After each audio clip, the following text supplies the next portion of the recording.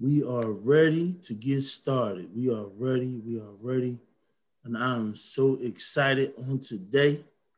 I'm so excited on today to have such great Black theologians to join me. These great kings to join me as we discuss the whitewashing that has happened to our history, to us as a people. It's so crazy. My knowledge of African-American history goes back to high school, where I went West Philly High, always repping the West Side. And there was a good teacher there. His name was Brother Skeef. And, he had African-American history classes, which was the first for me in school to have, African-American history. And I got into it, and I always knew when I was younger that my mother, in her younger days, she was associated with the Black Panther Charter that was in Philly back in the 70s. And, she always taught me about knowing who I was and where I come from. And I'm so grateful on today that, the Lord has made it possible that I've been able to find a few friends along the way that understand and agree. There's one other person I wish I could have got on here, Fred. I couldn't find her, and that was Lonnie. Lonnie Dart. I learned a lot from Lonnie. Woo! I learned a lot from Lonnie as well. He confirmed a lot of my prior beliefs that I wasn't sure of. He confirmed. Yeah. So I'm grateful that I came in contact with you while I was working for the city of Philadelphia at the airport. And then once I moved to Philadelphia, and I was just trying to, when I moved to Charlotte, if I may say, and I was trying to figure my way out of knowing the city and getting to know people. Lord bless me and put a great Black brother, my African brother, this King Thaddeus Bonaparte in my life. And I'm so grateful because, listen, let me tell you, Fred, he's your version of what I need down south. You know what I mean? What I have with you in Philly, I have with him down here in Charlotte. So I'm so grateful because this ain't just a regular dude in Charlotte. Like when you say Thaddeus Bonaparte in the city of Charlotte, people know that name. This is some regular dude. He's known. God is great. God is great. So I'm grateful that we are on the same connection. And Thaddeus and Fred, I'd like to introduce you to one of my mentors, my bishop, my friend, my brother. I mean, I could call him so many miles. I don't think it's enough time to call it all. This is Tito T. Saunders. And he is very inquisitive in knowing some of the things that you guys know and that I know concerning us as a people and our history. So I'm going to give all three of y'all a chance to be able to talk about yourself and what brought you to this point of knowing the knowledge that you know, what made you want to start to learn about who you was and where you come from. And then we're going to start going deeper into this thing. So we're going to start with Fred, then Thaddeus, then Tito. Well, same stories of every other Black man in America. Same struggles and some wins, some losses, some ties. But I don't think it was nothing that happened particularly to me that made me want to seek the truth. I think I was born with it. Like they say, the Most High knows you from the womb, and he gathers his people up before they touch down. And it was just always something in me within the society with, everything I was taught, the way the laws are set up and things of that nature that never sat right with my spirit. And thank God the Most High gave me the spirit as well to seek. And I did. And in my journey, I came across a bunch of different ideologies, a bunch of different brothers as well as sisters with all different type of sciences. I came across 5% brothers. I came across Rastas. I came across atheists. I came across Nuwabians. I came across Christians, Catholics, 5% Muslims. I might have said that already. HOI Muslims, and none of that sat right with my spirit. I knew that was made up to make us feel like we are a part of something, but it's not who we truly are. And in my journey, I believe with all my heart that I found the path that we shall walk. And my mind is free. I feel good about myself. I could die today, and I feel good. I feel good. Even I fear the Father. Don't get me wrong, but I do not fear death. That is. I will try to participate in such intelligence. I identify with Brother Fred, and I appreciate everything he said, because my walk has been very, very similar. But personally, I grew up here in the South. So in the South, it's a little different.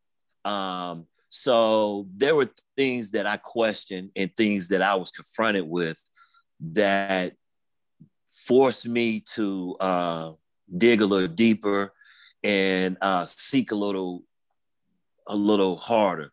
For example, I set out on this journey wanting to know simply, why did white people hate Black people so much? Mm-hmm. In my experiences, in some of my experiences, I have seen, again, like I'm from the South, so I'm from where they call where the hatred is so deep they call you a Negro. You understand what I'm saying? Negro, yeah. They call you a Negro. So that's a different kind of hate, and I didn't understand where that came from, and I understood that in Harry, you had the opportunity to, my everything was my grandmother. My grandmother was an absolute loving, a Lord loving individual. And she taught me and shared things spiritual with me that surpassed her sixth grade education. Yeah. And she showed me how to walk on water, and she showed me secrets. And she shared things with me that just surpassed my understanding. And it was just the word. It was the word of God. So, I'm gonna get off my pedestal, but the things that really, dug me down into this fight was, I just simply wanted to know, why did, white people hate us so, so much? Yeah. And that put me on a spiritual, journey, is what it ended up being. Same thing. Yep. Tito. Thank you so much, gentlemen. Your stories are certainly going to be interesting and impactful. I'm at the stage of recovery. Discovery. I'm at the discovery stage. Someone posed a question to me, said, "You call yourself an African American?" I said, "Yes." They said, "Well, do you know your African history?" I said, "Absolutely not." I know the American history, but I didn't know the African American history. So my discovery point is, I acknowledge all the systemic racism and all the issues and concerns, but my purpose is to find out the history on the impactful Black people that got us to this point. Because we're at this point now. How did we get here? Who were the ones that led us to this point?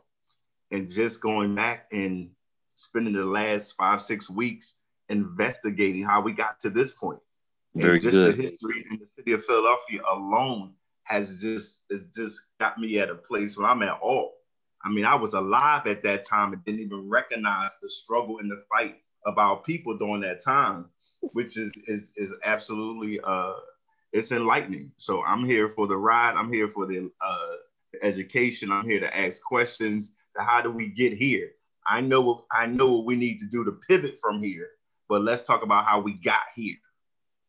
Hey, excuse me for chiming in, but brother, I think that's brilliant. And I remember being at that point, and that is crucial to it. If you don't know where you come from, you don't know where you're going. So we have truly been unplugged from the source. And this is a lot of our conversations that Brother Harry and I've had is, reconnecting and, getting plugged back to the source. So I'm honored to be here. And I as well, I think my curiosity comes from brothers and sisters around me being awoke, everybody wake up, wake up, wake up, be awoke. And I thought that I was knowledgeable, and come to find out all I knew about our history, excuse me, is what we learned in school. I remember, as far back as the third grade, having Black History Week. It was just a week of Black history, and we just learned about Martin Luther King and Rosa Parks. Yep. And then we would watch Roots on TV for a week and come to school, like mad at white people because of slavery, but nobody took the time to tell us about who we were before slaves, and hey, go ahead. That's by design. And forgive me, and I'm not sure of what your structure is, brother. So please. No, we sitting in the living room. We sitting in the living room. We just chit chatting. So as we each one teach one. As I'm a political scientist by trade. I have a degree in political science from the Robert C. Byrd Political Science Department from the University of Charleston. So I say that if anyone's listening and watching, please take pen and paper and take note to the things that I share, or I challenge you with critical thinking.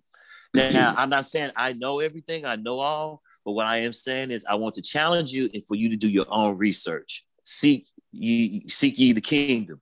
You do your own research and revelatory understanding. God will give that to you, and you will start to see it. So hopefully we can connect some dots. But getting back to what you said about on the educational system, which is this brilliant lie that our oppressors have created. I mean, it's brilliant. I mean, it's so brilliant that I have to marvel at the architecture. It's just brilliant. But notice the educational system teaches you nothing before the Dark Ages. Right. So technically what that is 400 or 500 years of but we know the earth itself has been here millions, billions of years, whatever it may be. Our ancestors ourselves have been here at least, and it's documented, at least 20,000 years. Yes. Now, this is not the platform, to get into that into great detail, which probably is a whole platform by itself. But we've been here at least 20,000 years, but we only learn about 500 years. Right. And the importance of that is because the oppressors, if you understand what they were and what they were not, before the Dark Ages, then you start to come into understanding, into the realization of what's of the grander and the bigger picture. And so that was by design, that we learned nothing other than from the from the Dark Ages forward. It was my point. Sorry. No, and that's good, because I was going to say, because from elementary school until I got to college and was exposed to, a bunch of different type of people, and exposed to Africans from Africa and people from other countries, as to how they perceived us was only from what they seen on TV and on the news. And it's Absolutely. Like, hey, that's not who we are. And that's Absolutely. When I think I became enlightened, like, whoa, Absolutely. Hold up. Absolutely. Somebody was lying. You're right. If I can, to piggyback off what the brother said about the Dark Ages, the first European on the scene, from my knowledge, was what they would call the guy Alexander the Great, or Alexander the Greek of Mesopotamia. But prior to him, there was no thought of a European or a white-skinned person nowhere on the planet. He was the LeBron James of that era. as far as white people are concerned. And he came and he conquered, and he stole, and he raped, he robbed, he pillaged. This is a known fact. It can't be denied by anyone. It's documented. Remind me of Marshall. Yes, it's documented. Right. That's a little prior to the Dark Ages. That's after they fell off again. The Dark Ages. The Dark Ages is that's up for debate, because some Dark Ages say the Dark Ages was when the European had no resources and they became poverty-stricken, as they always have been throughout their history prior to now. To some people call it the Dark Ages because they say black people was ruling Europe. That's up for debate. I don't know, but just to piggyback off what Brother Thaddeus was saying. Hey, if I could chime in on that, on your point, and I think this is how we can each one teach one. It's 2 points that I would like to bring in. Is when you speak of Alexander the Great, this is something, again, I went to an all-white university. I was the only black person in my political science department. Political science is really about the policies. It's about policies and the literature and the architecture of how you put things, these governments. It's the politics, and that's encompassing of it's everything in a sense. So you speak of Alexander the Great. This is how detailed Alexander the Great was. Alexander the Great is the one who's responsible for shooting the noses off the Sphinx. And the Sphinx. The things of that, because the Sphinx nose looked like mine. Mm-hmm. So they shot that off with a cannon. Okay. Yes, he and Aristotle are responsible. Now listen to this now, and this is very interesting. Bring it. Now, Alexander the Great, not only, and I'm not getting into what he. The reason he enjoyed being a warmonger was because he was a homosexual. Now, I'm not one to question that's between he and God, but it's very important to bring that up because of some cultural things that we'll probably end up getting into. That's Grecian and Roman. Okay. Mm-hmm. Mm-hmm. Now, and warmongering is part of that. Alexander the Great was like the brother said, unbelievable warrior, just unbelievable warrior, conquered. Period. Now, one thing that they conquered was unbelievable is the first college, first university, Alexandria in Cairo. The first in Egypt. No, it's over in Western Africa. Oh my God, the first university, man, they burnt down. They'll come to you. Timbuktu. Sorry. Timbuktu. Sorry. Yes, I'm sorry, yes, y'all. Timbuktu. I had so much information running. I apologize. Yeah. So they stole 11,000 plus books and burnt everything else down. Yes, so all of European culture and history, math, science, knowledge comes from this pilgrimage and this plumage across Africa. Okay. Yes. Now, what you have to understand is these are documentations that I had to study, but I was not truly enlightened at the time as I was going through this education. But what I learned through Herodotus, forgive me if I butcher, but Aristotle, Herodotus, and the gentleman who gets credit for history, math, and science. If you read their literature, they tell you that they study with the dark people of the Nile. Absolutely. Okay? Known fact. In their own literature, in their own penmanship, they said they got this information and knowledge from the dark people in the Nile. Yes. And also that is the Nile is just one area of Africa, but as far as Egypt is concerned, there's no coincidence that we have pyramids and obelisk all over this country in Washington, all over the world. China, we have them in China, South America. We have them in Africa. We have them in North America. We also have them on the back of your dollar bill. And we cannot forget that. The European holds Egypt in great esteem, contrary to Hollywood, who will paint the Egyptians as white, light. Right. To give them a little credit. Yes. Like how in the world could have Moses Which My if point. you lived in light and lived in Pharaoh house that was full of black people, like that lie I have hated ever since they tried to play Moses on ABC for the last 43 years, 44 years of my life. And this is my point. Disgusting. It was already in me. I would be 6, 7 years old during the time of Passover or Easter. And know something's not right with that. Yes, and we would have on the 10 Commandments. And it just didn't seem right. And I'm like, well, they say it was in Africa, but all these people don't look like. I'm 7 years old. Africans don't look like that. Now, hey, I'm sorry for being so. If I'm being no, we're doing this. We're doing this, brother Fred. You're the jump off, brother. I mean, you're unbelievable. If you will allow me, that is huge in what the brother was speaking of earlier about wanting to know, about the history and how we got here. About Moses, you speak about Pharaoh's home. You speak about knowing that those things were not right. It just, your spirit wasn't right. If you allow me, I want to dance maybe for 2 minutes and give you some scriptural. Yes, sir. Come on through.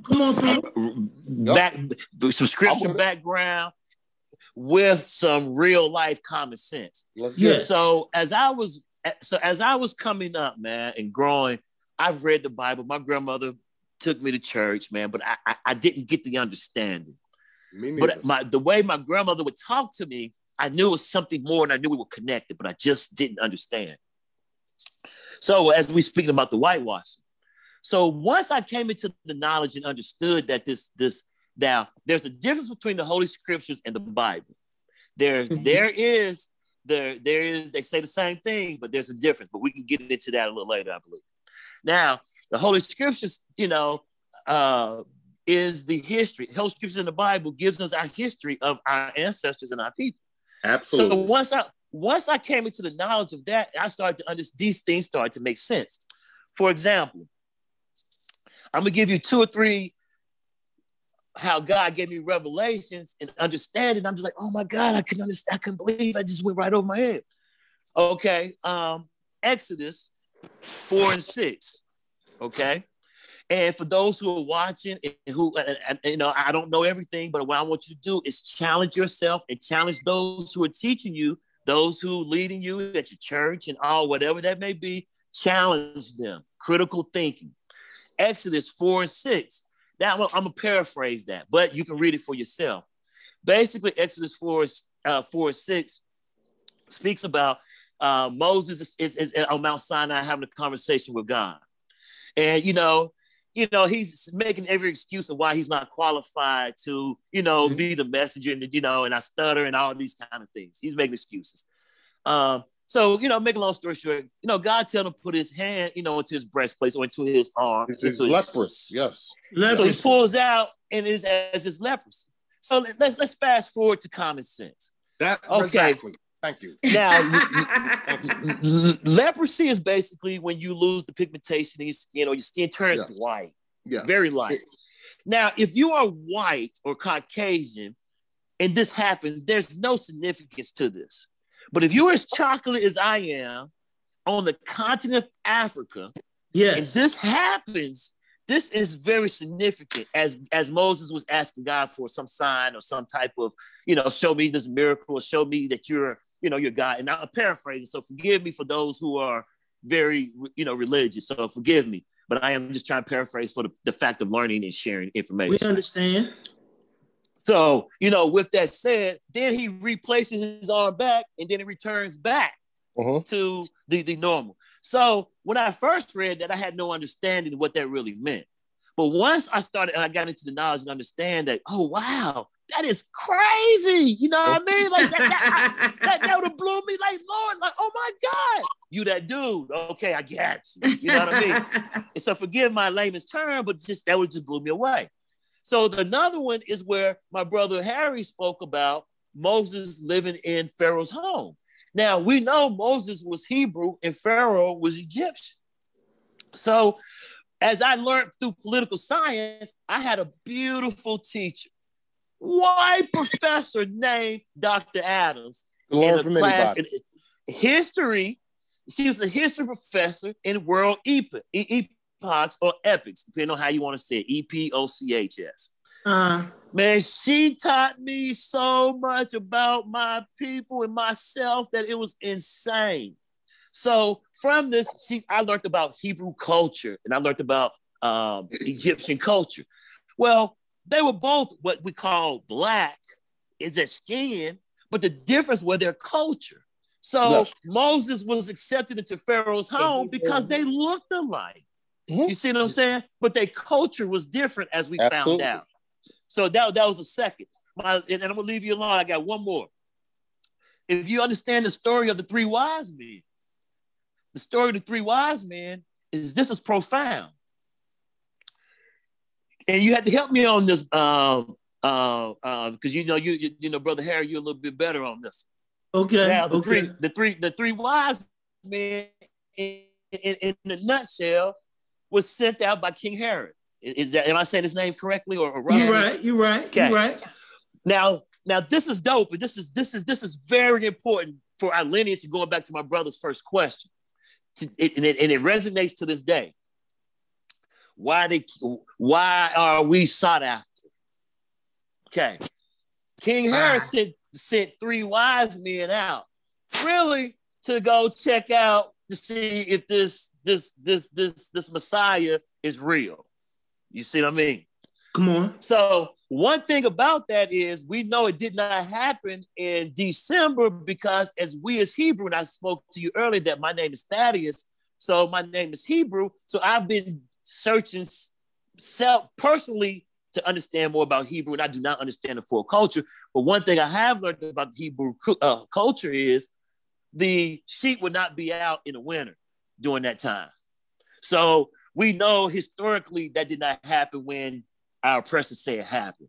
It was, earlier. Yes. And I can't tell you exactly. It was springtime. When, but I know. Yes. And see, this is where you have to understand through where God starts to teach you things, and you start to decipher through the lies and the So culturally, it didn't happen then. But anyway, they were sought out, and to go see about this Messiah. So what was interesting is the three wise men, they never returned back to the king. And I think we all know the reason why is because they would have been killed. Yes. If they would have returned. Mm-hmm. So once the three wise men understood that this is truly the Messiah, this is truly the legacy, it's being fulfilled. Yes. Okay? Grecians and Romans, the prophecy, thank you, brother. The Grecians and Romans have been after us since then. So going to my brother speaking earlier about the Hebrews and the Israelites, now there's 12 tribes. Only one of them went south of the Sahara, which is the tribe of Judah. Yes, sir. Okay. This tribe of Judah. Now, hold on. First. I'm sorry. Why did they go south of the equator? Are you asking me, or you? I'm asking. Or you been just for the people. For the people. They went south. They went south of the equator to evade persecution. Yes. From now, the Romans. All the other tribes was killed, was all kind of scattered. I mean, everything. Yes. The Grecians and the Romans did this. Yes. But they knew the tribe of Judah, which is, and this is another reason why I had to study this inadvertently. I didn't study it knowing this. I had to study the world history through political science. So as I learned, this is the reason why Judaism is all scattered around Africa, is because we were nomadic, because we try to run from these Romans and Grecians who trying to kill us, because they know the prophecy is coming through our lineage. It's coming through our blood. Oh, that's right. So this is why we've been running.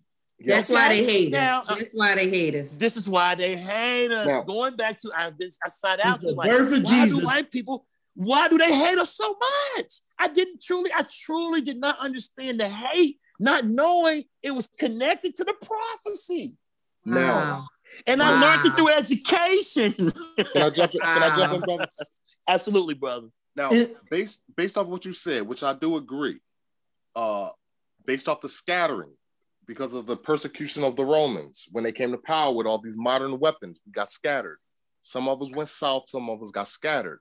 Did some of us get scattered in the land of Ethiopia? Because the Ethiopians to this day will claim they are the true children of the book. That's a question.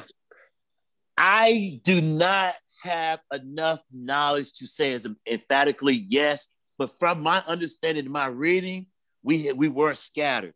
As what's interesting is the empire of Ethiopia and the country south of Ethiopia that touches and I apologize, it fails Sudan. Me. Thank you. Sudanese, right? Those were two of the most powerful empires of possibly, maybe of African history. And these were the people who occupied Egypt. Yes. The hieroglyphics that were dark. They are the modern. These are the people that. Those are the engineers, the architects. Those are the first before we got whitewashed and the Arabics did the slaves and we got mixed in and it's what it is today. Right. Going back to the brothers.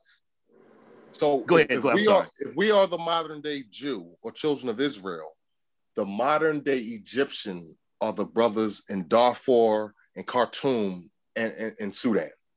Correct. They're very, very tall in nature, just like the Egyptians was. Correct. Very tall in nature. The Congo. This is, it's very interesting because currently it's funny because I train in basketball this is something I currently do.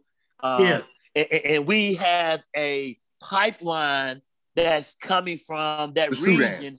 And it's unbelievable. Very tall. And the Egyptians were very tall.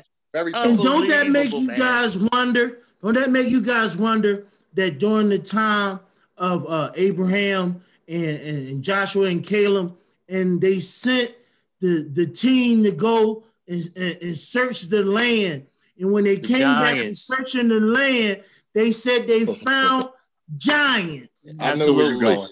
They found giants, and those giants were black. But when they say they were black. The same place the NBA is getting them giants from. Absolutely. Because they were 6'10" in a world where everybody else was 5'10". So to their eyesight, it said, whoa. Dude, and right now I have a 7'3", 7'1", 6'11", 6'8", and a 6'9"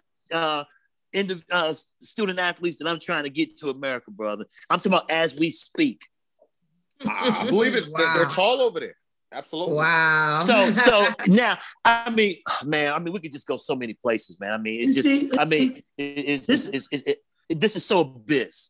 This is why I want you two brothers in this, because I want to connect the Bible, our history, and the history of the black man. And see, for years growing up in church, what we saw was in the black church was we seen the stained glass windows with the white dude on the glass.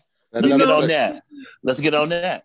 You see the picture in the black church. Y'all remember on Good Times back in the day when Florida was like, damn. That's because JJ had paid a picture of Ned DeWano and said that's what Jesus looked like. But that's also a bit of mockery, because Hollywood knows our history better than we do. Absolutely. They put that in there just to kind of mock you. And unfortunately for them, some of us dug their trickery. But what I also wanted to say was when we fled Rome, we fled into the inner core of Africa, particularly the West Coast. When the tribe of Judah fled, that will explain why most of the slaves didn't come from Central or South or East Africa. The transatlantic slaves from the West Coast to the water. Yes. Yeah. To be specific, brother, let me be this far gangster with you. Now, notice Europeans did not come into Africa and come and get us.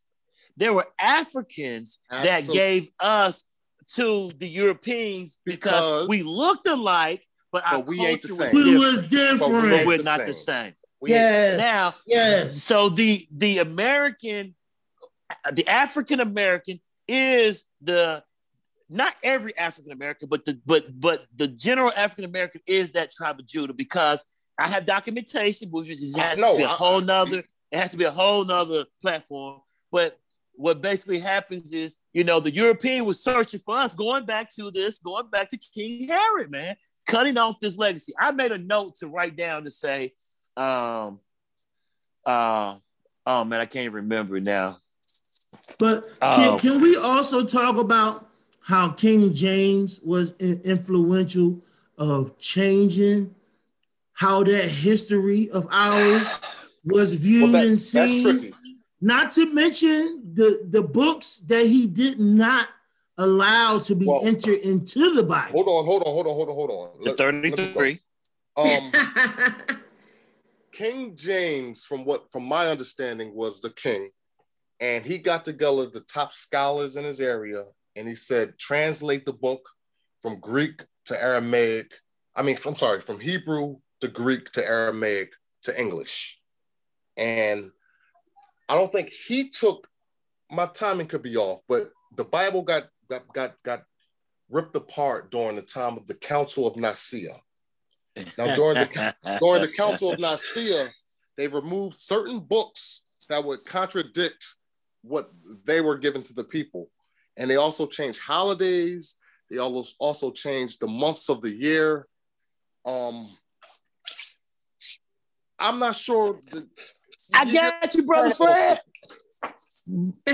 Brother Fred, I got you, brother.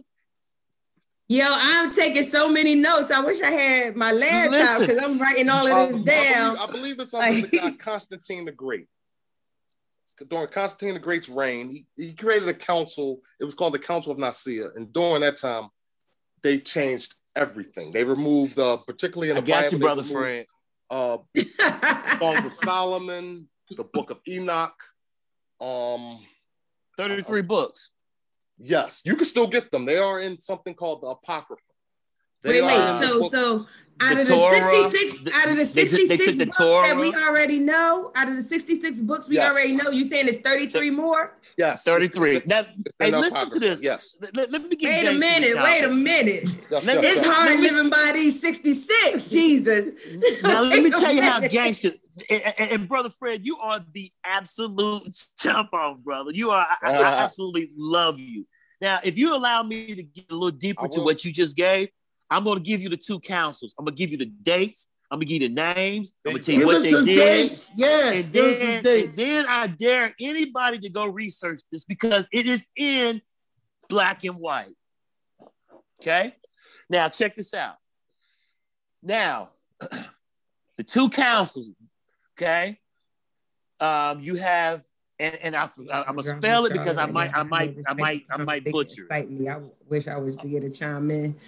Okay, Council of Nicaea or Nicaea, depending on it's Nicea. That was 325 AD. Okay, and I'm gonna tell you what happened during then, but let me give you the other date. The other council is called Ephesus, but it's Ephesus, 431 AD. Documented. You can go the Roman Catholics. I dare you to go research what I'm telling you. I went to all-white university where they taught me this. Now check this out. And I was paying attention. Okay. Now, what you? I'm gonna go backwards, but I'm going with the Council of Ephesus. I apologize if I butcher that, but that's where Christianity was created. Okay. Constantine. Or Catholicism. It was 333. There it is. There you go. Catholicism. Okay. So that and that's the backbone of all religions. Okay. That's the format of their religions. Okay. Of their religion. And they create. Excuse me. Thank you, brother. Okay. And I get into spirituality and religion why I say that, at a later date. But this at that time is where they created this thing that we live under for the most part. Now, at the Council of Nazir 325, that's where Osiris was replaced, because what Brother Fred was talking about with holidays and things were replaced, taken out. What you have to understand is our ancestors spoke of man, woman, child. It was after the Council of Nicaea, Ephesus. That's when it went to Father, Son, the Holy Trinity. Holy Ghost. Excuse the Holy Trinity. Trinity. Yes, the Trinity. Involved with that. It went into the Trinity. No, I Now don't deal with the Trinity. I'm doing a documentary. I'm doing a documentary that I have obviously interviewed you, Brother Harry, on. It's called God Loves the Truth, that speaks to this specifically. So this is why I'm a little passionate about this, because it's about a question about ultimately, and this is not the time to go into this, but a lot of this council changed and made and demonized women and females. That's European culture. That's European culture. Going back to that, I planted the seed about the homosexuality, about the Grecians and the Romans, and I'm gonna leave that alone because it's not the platform for it.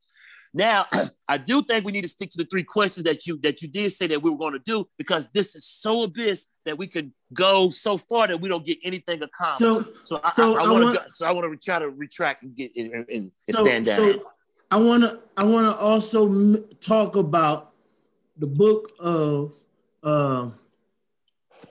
Genesis, Exodus, Deuteronomy. I believe it's around that 24th, 25th chapters that talks about the curse, blessings and the curse. And from both of you guys, from your studies and your knowledge, who was that directed to? And what's the lineage? Now I'm looking for my Bible. What's the lineage of that chapter and where we are as a people today? Well, I'll attempt to answer that. The book of Deuteronomy is set in the Old Testament, which is it's set in the Old Testament. And the book of Deuteronomy is about God's chosen people. And just like every great father, he says, if you do what I tell you to do, follow the rules of my house, this is how I'll reward you. If you don't follow the rules of my house, this is how I'm going to punish you.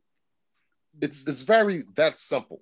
So obviously, if you look at the Black man 2021, we didn't listen. We are hard-headed, stiff-necked people. Disobedient. Our punishment is we will serve every nation on this planet. We will cease to be a nation. We will be called by all different types of names: Black, Negro, Afro-American, African-American, nigger, spook, shine, coon. We will have all those names except our true name.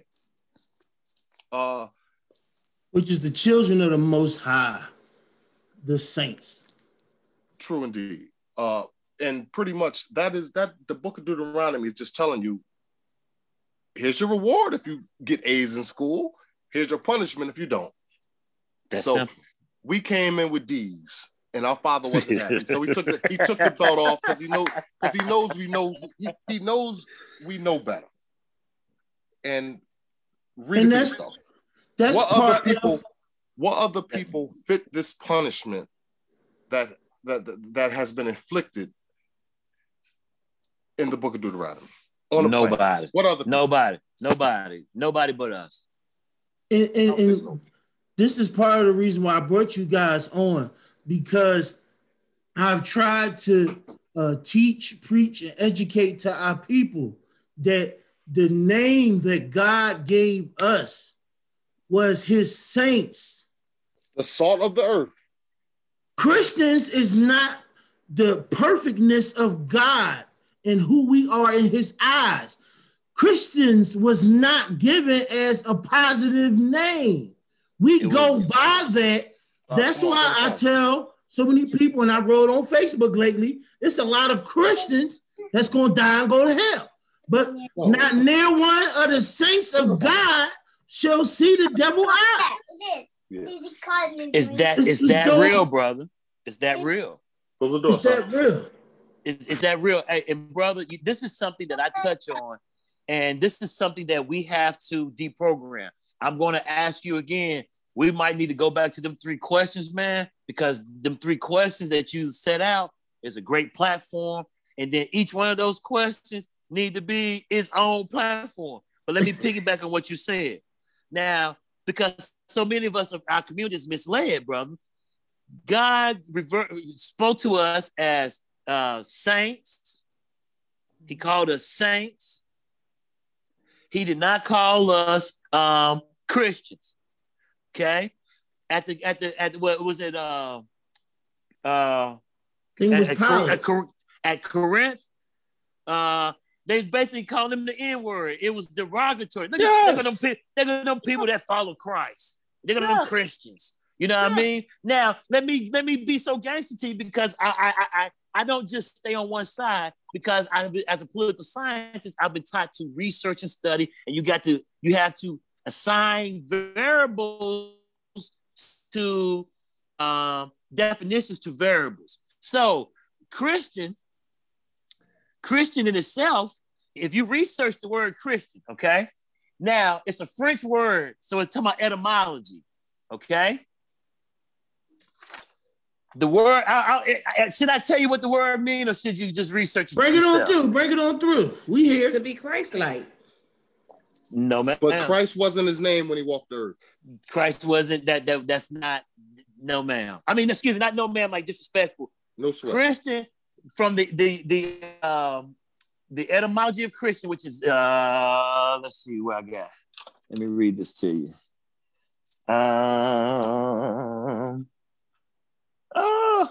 See, the understanding of what we're trying to do is, for years, these are the things that we've been told. Second. We've been told these things, but it's not the exact truth. The Bible itself is real, and it is Absolutely. The history in which we are the saints of God are supposed to go live by and go by. But there was a lot of deception. Sure. And this is what today's thing is. The Bible is a history book. And it's also full of prophecy, things that have yet come. Yes. And if you know scripture, you'll know what time it is. You'll know where we're at, this time frame we are in history.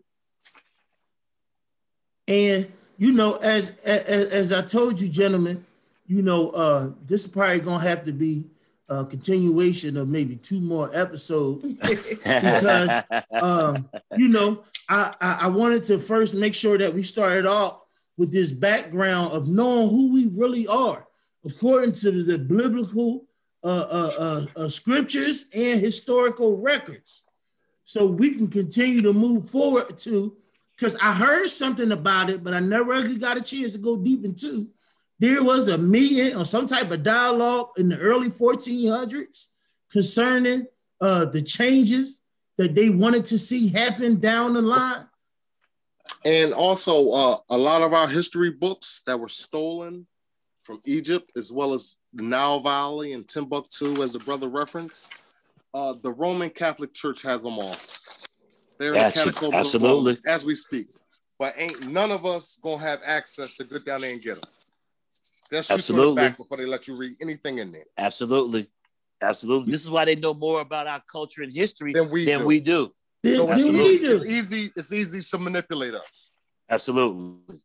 Because I'm just talking, trying to give you a chance, Thaddeus, to get together. Go ahead, bro. But I just realized that even the original people of Russia was us.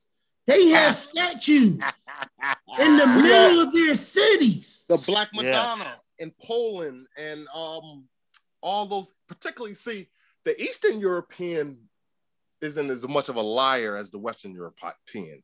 They will give you some truth in some of their literature, their movies and stuff like that. Western Europe, particularly the Germans, the British, the French, the Belgians, those are the guys who done the most damage based off my history, the Russians were not involved in the slave trade, nor were the Polish. Now, they might have benefited, sure. But in particular, it's the countries I just mentioned in Western Europe who sacked and are still sacking the God's green earth. There's two different types of Caucasians. Yeah, sure. There you go. Okay. Bare minimum, there's two different, that goes all the way down to this today, what we see with Trump and Biden.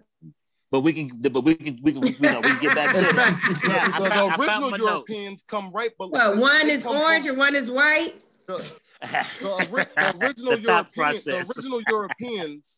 original Europeans come from the Caucasus Mountains, which is in southern Georgia, not Atlanta, folks. Georgia, right below the Soviet Union. That's where the Caucasus Mountains are. Absolutely. That's where they come from. Cold, cloudy, nothing grows, no resources.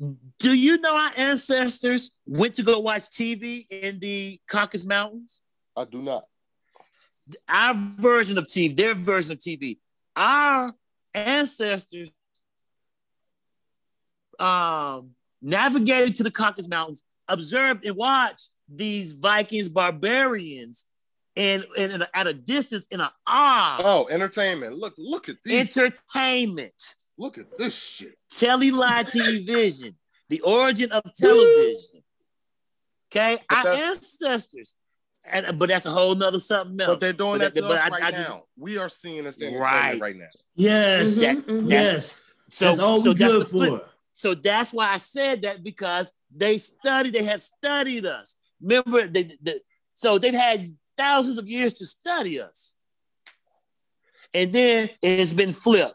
So let me tell you this, what a wise man told me. Europeans, Caucasians came to Africa with the Bible in their hand. We closed our eyes and prayed. They had the resources. We opened our eyes. They had our land and resources, and we had the Bible and Christianity. Now, the origin of Christianity is a word called Cretan, Cretin. You can research in French. 1770 might help you. I'm just telling you, for those who want to research, this helps you to find more stuff. Now, let me give you the definition. A person affected with critinism. Second one, a stupid, obtuse, or boorish person.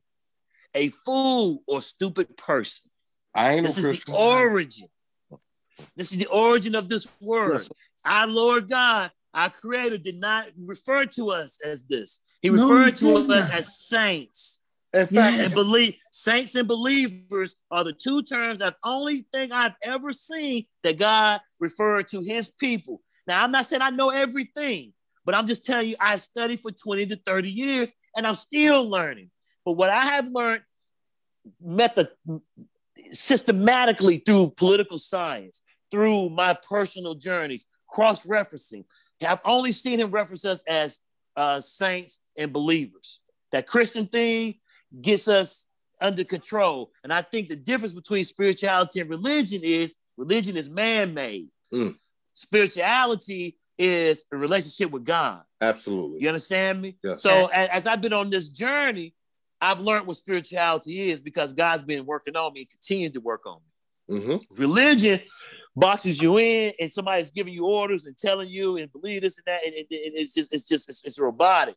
In my opinion, in my small, minute opinion, but that's just what I believe in things. Well, I want to ask, but the other brother that tuned in earlier, is he still on?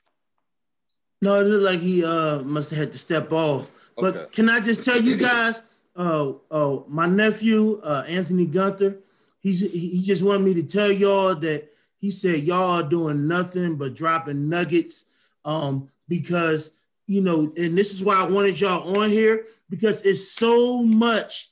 There is so much that was held back from us. And see, what I try to explain to the people that's in the church is that, you know, sometimes God do things where he'll bring you in, but he'll bring you in through the back door. And like, that's what I feel like has happened to the saints of the Most High. because of our ignorance and our disobedience, right. He had to take us through hell to bring us back to Him. Right. So us going through slavery was our own detrimental punishment. That was our punishment. We get our butt whipped. That was our punishment.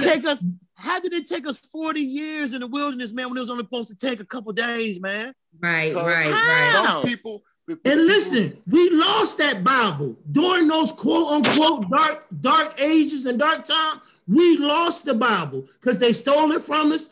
Still in the Bible was part of our history that they stole. Still in our knowledge, our resources. So God said, I need to get this information and resources back to them, but they're going to have to get it the hard way. Wow.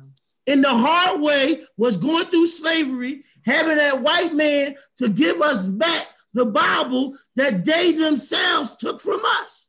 And the scripture says, now, I'm giving you my people in slavery, but you better do right by them. And you're going to be judged by the same way, the treatment you do. I'm paraphrasing. So don't jump on me. So this speaks to what's going on to this day, man. Now, I'm going to tell you something that speaks to white supremacy, man. And I know it's a question that you had, and I wanted to get into bringing that. Come on. This was the worst bondage. Absolutely. This was the worst bondage. So your first question, what was your first question, brother? Our first question was, why was y'all, what brought you to this point? What made you want to get into it? And how do you feel like what you're learning is you can use it to affect others? Man, A just made a comment and said they took it too far. Who did? Took it too far. We did? No, not you. No. Bringing us into slavery. I'm talking about like bringing us into where we left it wasn't even our land, where we left the land that we was living in. Now, there's some, I'm sorry, there's some that claim we were here already. If you look if you go down to South America, and look at the Olmec heads, and you go to some parts in Mexico. Look at the broad noses and them big lips that everybody must have today. The pyramids. We are the world travelers. We were here, brother. Scientifically, there is a current from the west coast of Africa that would take you directly into the Gulf of Mexico. Well, that explains South America then. Our ancestors knew that. That's why we sailed the Americas. There's 4 different currents that if you get on this, it's like a road, and it'll take you. Now, I don't have the skill. I'm not a navigator. I'm just telling you what I researched. Now, they talk about the Seminoles is what the Europeans. The Seminoles are nobody but our ancestors. The state of Florida, absolutely. The Seminoles are nobody but us.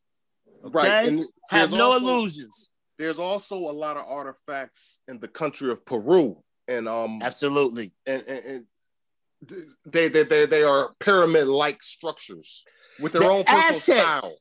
The Aztecs, if you read the Aztecs, they tell you, man, it was some folks almost kind of UFO-like that sail here. Them tall people you talking about, it's in their hieroglyphics. It's in their writing, brother. Yes. Don't take my word. Research their culture, but for the sake of anybody trying to learn, the Aztec people are what you would call the modern day Mexicans. Yeah, right, absolutely. Just for edification. Absolutely. And I thank you for that, brother, because I mean, I'm so. I do the same thing. I'm so gone, man. I apologize. Yeah, but you're correct. The brother that said that they took it too far, he was talking about white supremacy. Now, let me jump on white supremacy. White supremacy is so simple. And this is what takes us even going back to King Herod, going back to this jealousy, this prophecy. Now, listen, y'all, let's have fun with this. Because it's unbelievable once you come into the knowledge and understand that we are direct descendants from the Most High. That because I love myself doesn't mean I hate anyone. Right. Because I love myself doesn't mean I hate anyone. As you know, we're the only people that's been in slavery, true slavery, that's praising the Lord in bondage. Yes. We're true spiritual people. That's not even debatable. Yes. It's not even debatable. So, white supremacy, very simple. It comes down to this thing that's called genealogy. It's the dominant gene versus the recessive gene. It's all white supremacy is. No, I mean, I'm not saying I hate nobody. And listen to me, brothers and listeners. But before you go, can I ask you a question? Yes, sir. Have you ever read the book by our dear sister? She just passed away 2-3 years ago, Frances Cress Welsing, The ISIS Papers. She's going to. The book is about what you're about to say. I've seen some documents of the ISIS paper, but I have not read the entire. I've not read her book. It's about genealogy and where you're going. Go ahead. Hey, Holmes, it's so real because it goes back to Abraham. It goes back to the Most High. It goes back to it's God. It's bigger than us. We're getting our ass whipped with the belt. We can simplify it for the people. Just like you said. You said it. Just like you said. We didn't do our homework. We didn't come. We went outside. We went to go. He said, turn your face. Turn away from the Gentiles. Don't do like they do. And they ain't listening. We want to go run with that's because we want to be bad. We want to go do. Yes. It's more fun being bad. Doesn't every instead of being obedient. Oh God, they can preach right there.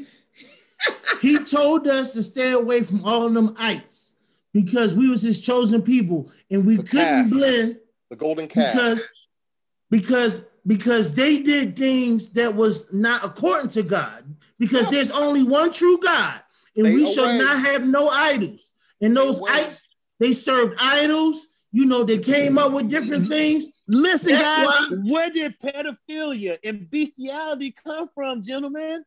Those Grecians and the Roman culture. He tried to tell us, you better stay away from that filth and all that kind of crazy stuff that they do, or it's gonna come onto you, and then you're gonna be a part of that culture. This is the book of Deuteronomy.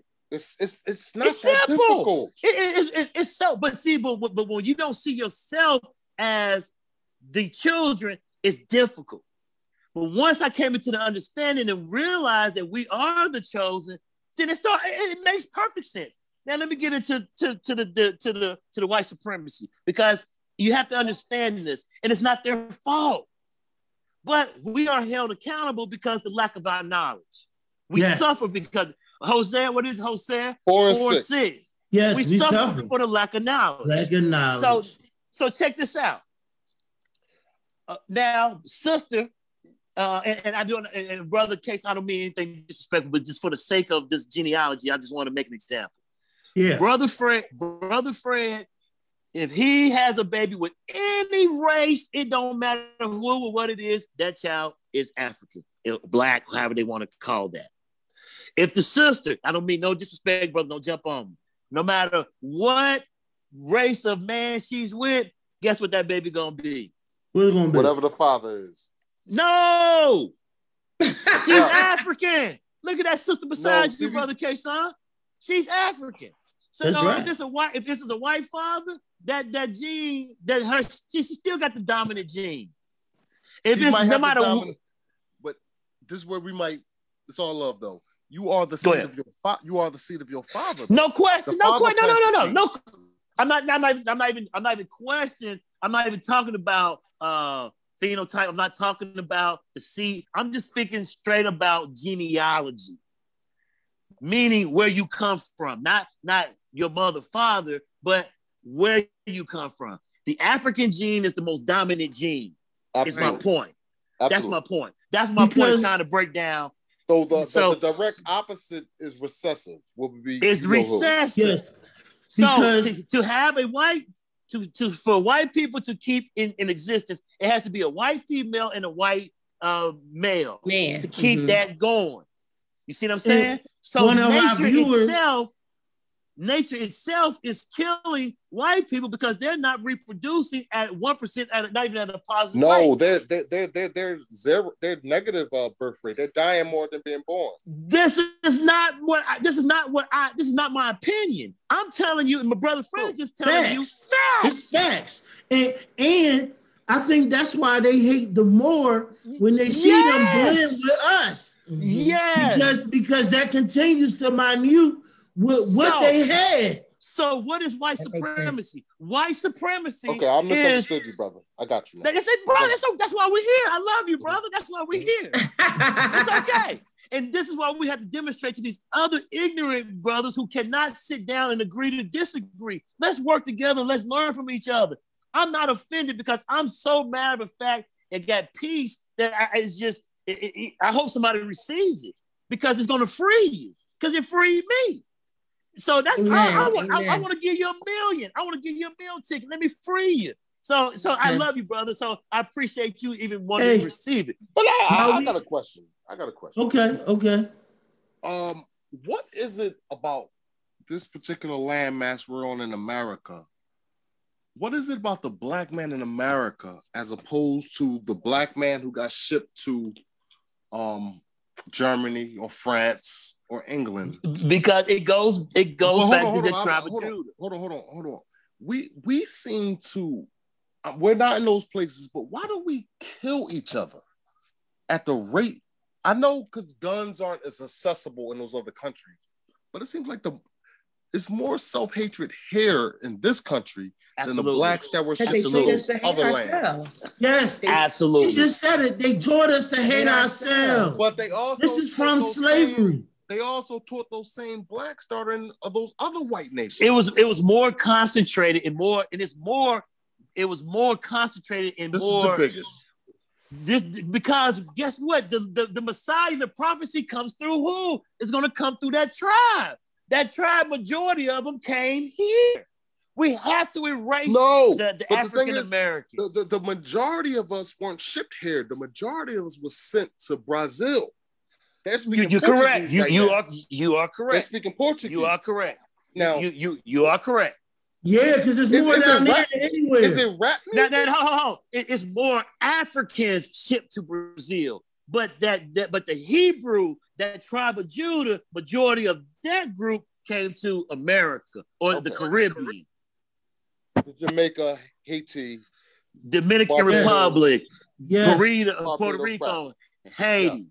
And see, in my studies and talking to both of you guys, I realized that for everyone that's watching, that even though West Africa was the spot where they took the slaves from, all of those West Africans that they took was not all of the tribe of Judah.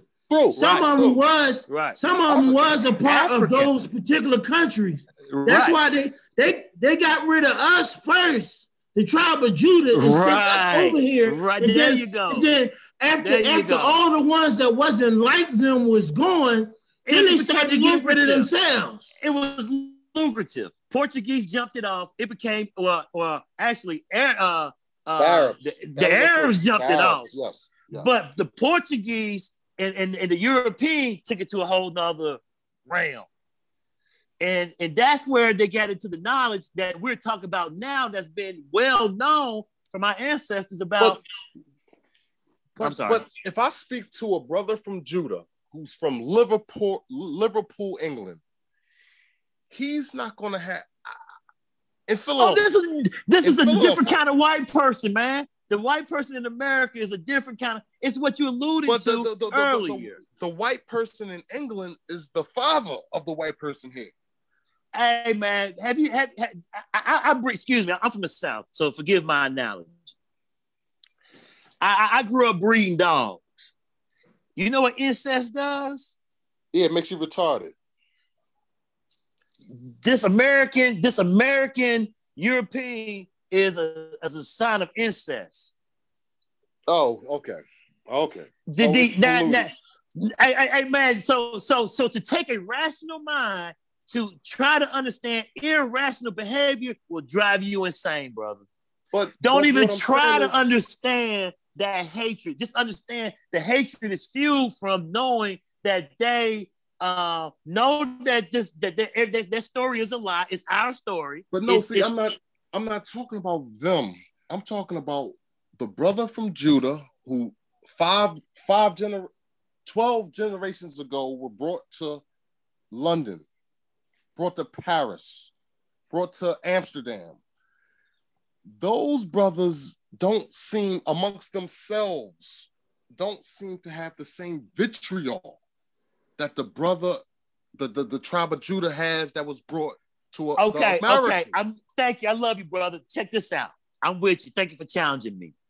This is the difference of calling ourselves Black or African American. I said because the point is, Black is a color, and when I say that is there's no place of origin with the color. Right. I don't even use that term. Right. So the brothers that's in Europe, they have a place of origin. It's a variety of countries or varieties of areas because they are still connected a lot more than we are. We are a lot more disconnected. But brother, what I'm saying is either one of us on this meeting right now could have been in France or Europe. We could ended up there. Right. I'm just the self-hatred and the stripping culture, just the love of negativity. Now, it's intentional. It's intentional. Because you're saying this is a retarded. It's the Willie Lynch. It's the Willie Lynch syndrome. Man, this is the most marvelous lie ever. The scriptures tell us when the master of ceremony was given this world, his whole objective is to make a mockery of God. How do you make a mockery of God other than to make a mockery of his people and have us, butt upside down? But see, this is my ignorance here, okay? And I'm not ashamed to say. And you kill everybody else who critical thinks. So this is hundreds of years have been perpetuated of ignorance. But we are also scattered in other lands. Why is yes, we are. Why is it scattered all over the world? Why is it us here? It was 300 plus murders in Philadelphia last year, and we're on pace to break that this year. I believe the self-hatred, Fred, started with Willie Lynch. But what I'm saying is they didn't. So the white man in Europe didn't teach self-hate, but the white man in America did. I think that Willie Lynch syndrome was only in America. It was only in America. This American self-hate is there's no one to even touch the hatred here.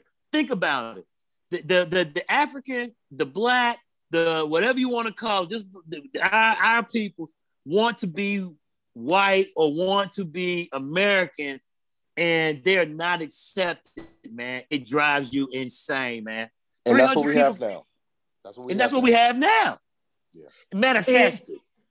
And as we prepare to close this episode, and we're gonna come back the next Saturday in March. I want you guys to put it down on your calendar. So you gotta give me the date early, because I don't like to. I prefer not to do this on the Sabbath, but if we could change, what else are you available? Well, you know what? I'll change it. If I respect that. We can do that on a Thursday. We can save it for the last Thursday of the month. So we don't do it on Saturday. If that works for everybody else, I'll sacrifice. Yeah, that's fine. That is totally fine.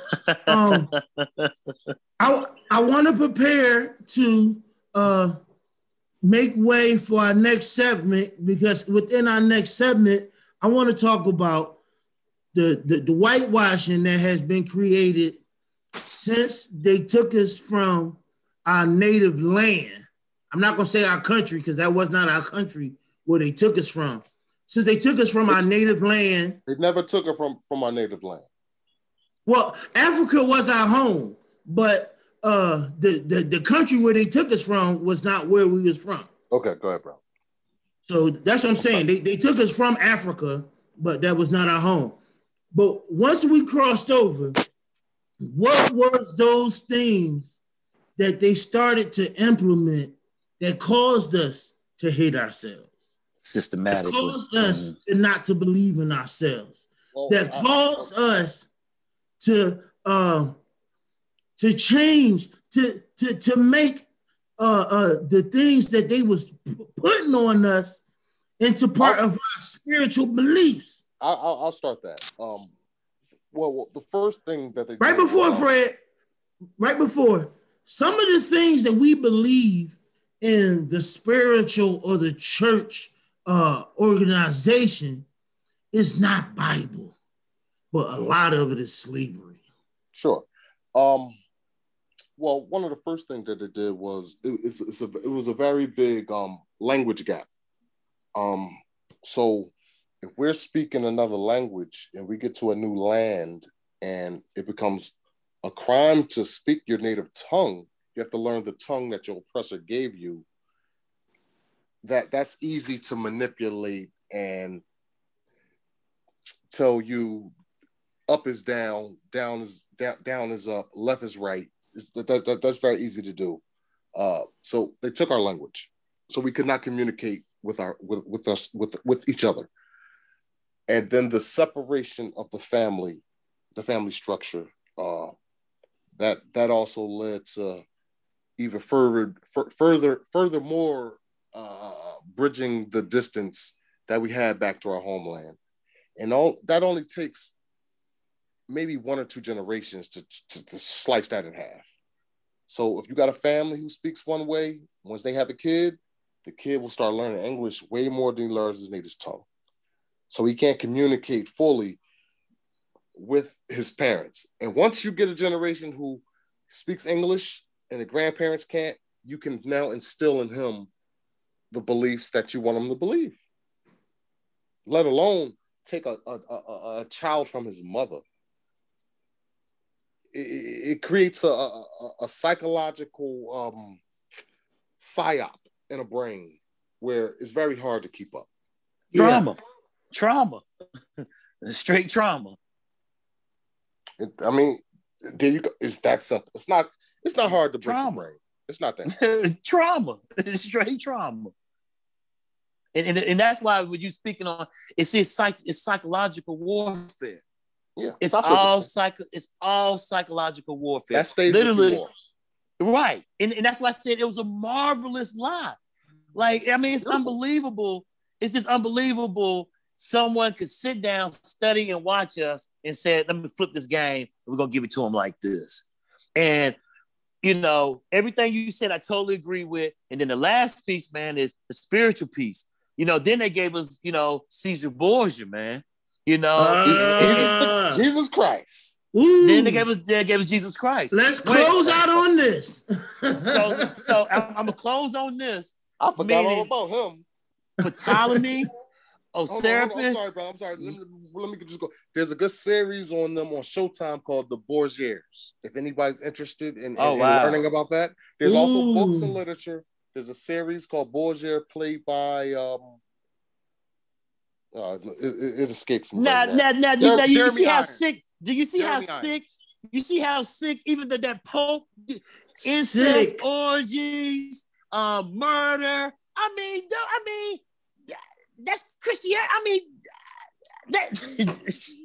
hey, tell him that. I mean, it's mind-boggling. And then, which again, I could care less if you're a homosexual or not. But then, Caesar Borgia is a homosexual and a murderer, and he's painted as Jesus Christ. Wait, hold on. Was it Caesar Borgia or was it his son that was painted? Caesar, that's him. The Pope is Pope. He's the second. Pope Borgia was. The fourth. I'd be lying to you, but I know it's Pope Borgia. I forget what. Right. And the great artist that painted that picture, was that Da Vinci? Was that Da Vinci? It was one. I thought he said it was Da Vinci. It was Da Vinci. Okay. One of them famous Italians. Yeah. I was gonna say Angelo, but I think Da Vinci was one before. of those. Whoever was relevant, people. Whoever was the relevant artist at that time, it fails me. I do apologize. No sweat. You know what I mean? Because I like to have my documentation for those who want to refute it. but I want them to go research it themselves. But make a long story short, yeah, you know, and then, you know, even Constantine, they put all that in place, man. But so let me say this: the greatest image, the greatest lie. That's why I say telling lie to your vision. If you lie to that eye, man, and you condition that brain connected to it, it's unbelievable. They gave us Caesar Borgia, a white Messiah on the continent of Africa, and everything north and south, 35 degrees of the equator is something of color.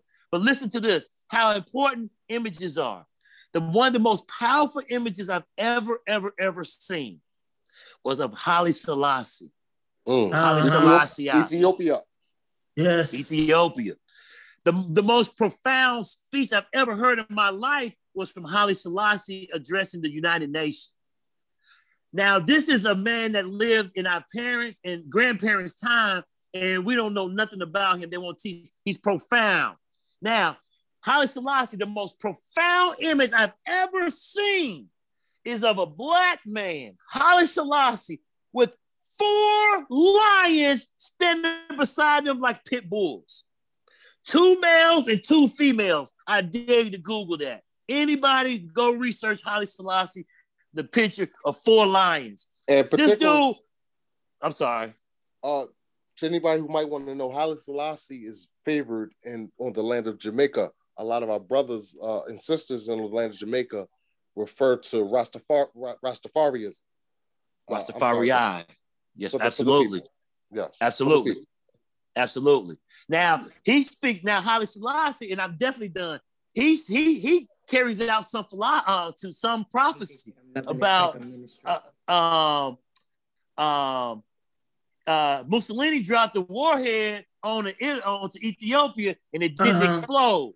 Yeah. And prophecy talks about an attack onto the nation and it ain't gonna work. But I'm gonna leave that alone. Research that. I'm sorry. I'm gonna stand down. Yo, listen, it's going on 2:30, and you know, I love y'all.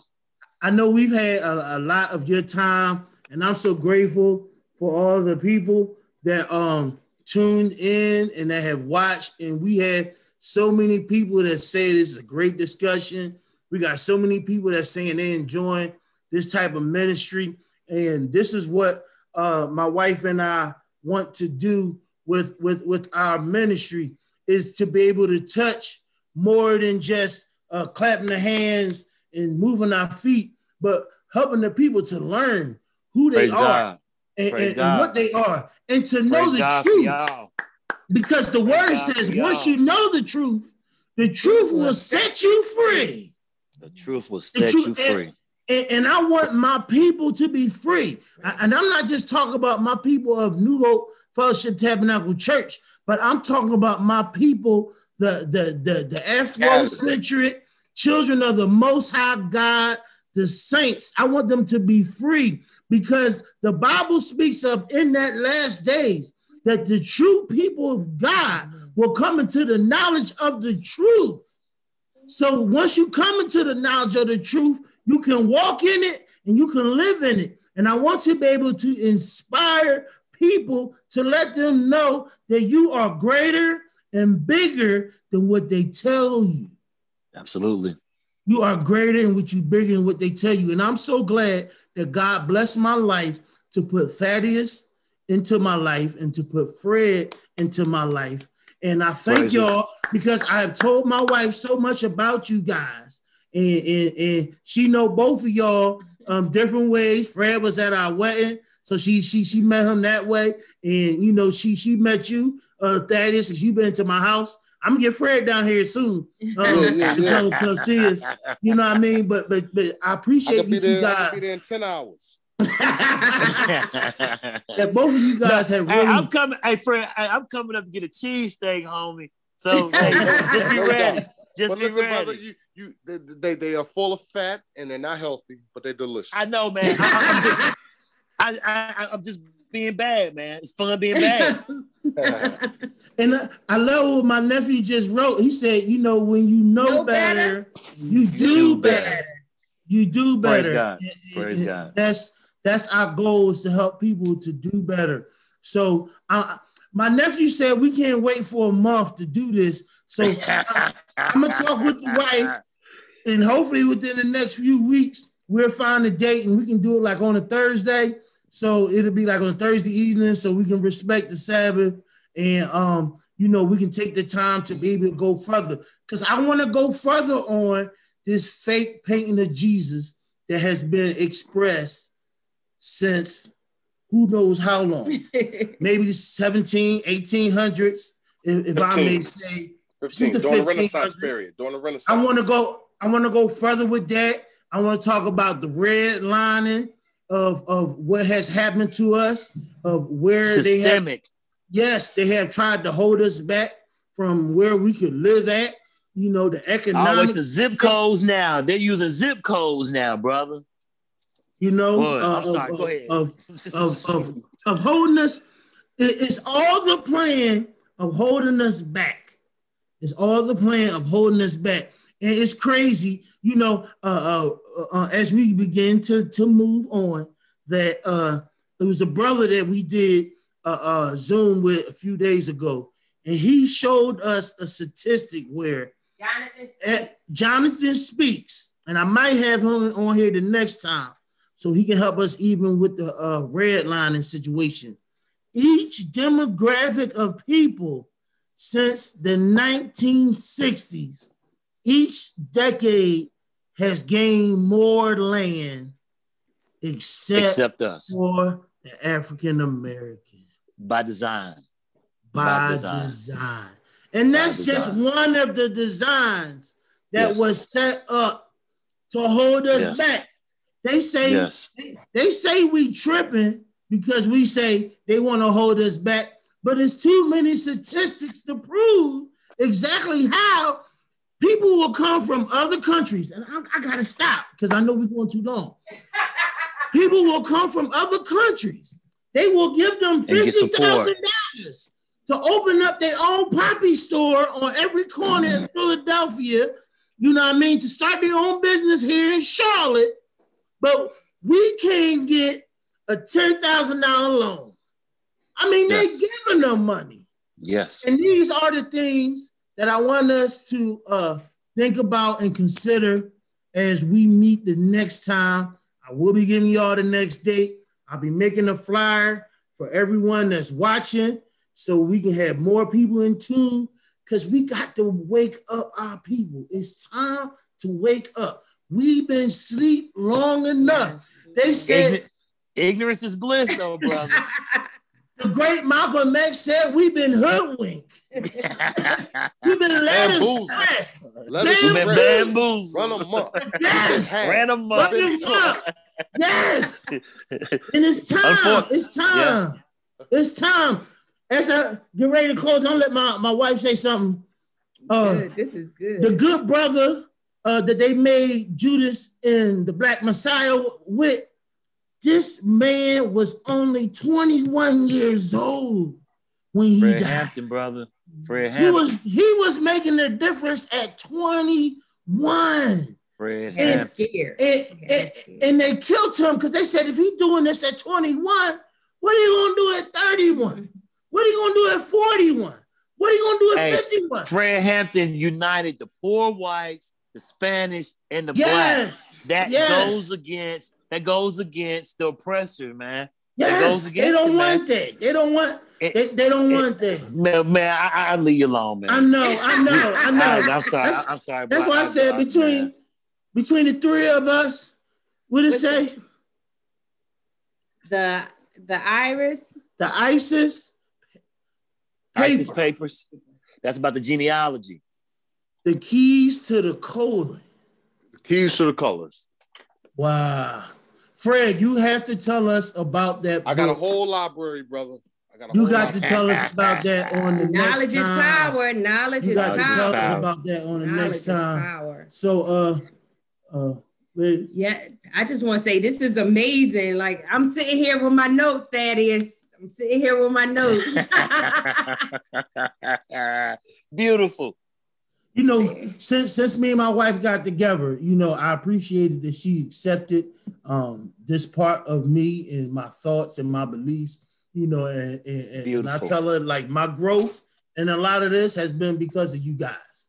And I really thank you, brother. Thank you. You know, I really appreciate you guys, and I'm glad I had a chance to, you know, present y'all to you know, my audience and to the people that follow me and see me. And this will also be on YouTube. So when y'all get a chance, go on YouTube, you know, share it with your family and friends. And, you know, let's help continue to make a difference. And we look forward to doing this real soon. And I thank you guys. Yeah, that's it. Again, I just want to co-sign Brother Fred. He talks about your name is a deli name in our household. Oh, he really? talks about you often. That's right. Yes. And Thaddeus, you know, you already family. You just come.